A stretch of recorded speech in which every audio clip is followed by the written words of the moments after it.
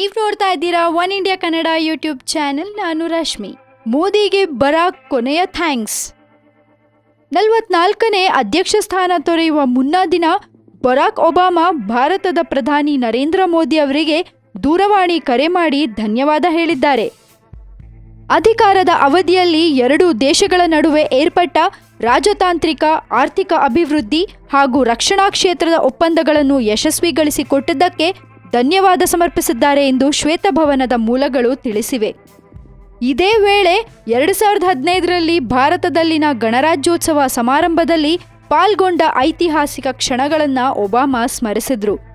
ಎರಡೂ ದೇಶಗಳ ನಡುವಿನ ಮಧುರ ಬಾಂಧವ್ಯ ತಮಗೆ ತೃಪ್ತಿ ನೀಡಿದೆ ಎಂದರಲ್ಲದೆ, ಹವಾಮಾನ ಬದಲಾವಣೆಯ ಜಾಗತಿಕ ಸವಾಲುಗಳ ಸಂಬಂಧ ನಡೆದ ಸಭೆಯ ಕುರಿತು ಒಬಾಮಾ ಮೆಲುಕು ಹಾಕಿದ್ದಾರೆ. ಒಟ್ಟಾರೆ ಇಬ್ಬರು ಧುರೀಣರು ಅಧಿಕಾರಾವಧಿಯಲ್ಲಿ 8 ಸಲ ಮುಖಾಮುಖಿಯಾಗಿದ್ದಾರೆ. ಮೋದಿ ಅವರು ಒಬಾಮಾರನ್ನು ಪ್ರೀತಿಯಿಂದ ಬರಾಕ್ ಎಂದೇ ಹೆಸರು ಹಿಡಿದು ಕರೀತಾ ಇದ್ರಂತೆ. ಸದ್ಯಕ್ಕೆ ಇಷ್ಟು ಸುದ್ದಿ. ಮತ್ತಷ್ಟು ಸುದ್ದಿಗೆ ಸಬ್ಸ್ಕ್ರೈಬ್ ಮಾಡಿ one India Kannada YouTube channel. ಈ ನಮ್ಮ ವಿಡಿಯೋ ಇಷ್ಟ ಆಗಿದ್ರೆ ಲೈಕ್ ಮಾಡಿ, ಹಾಗೆ ಶೇರ್ ಕೂಡ ಮಾಡಿ.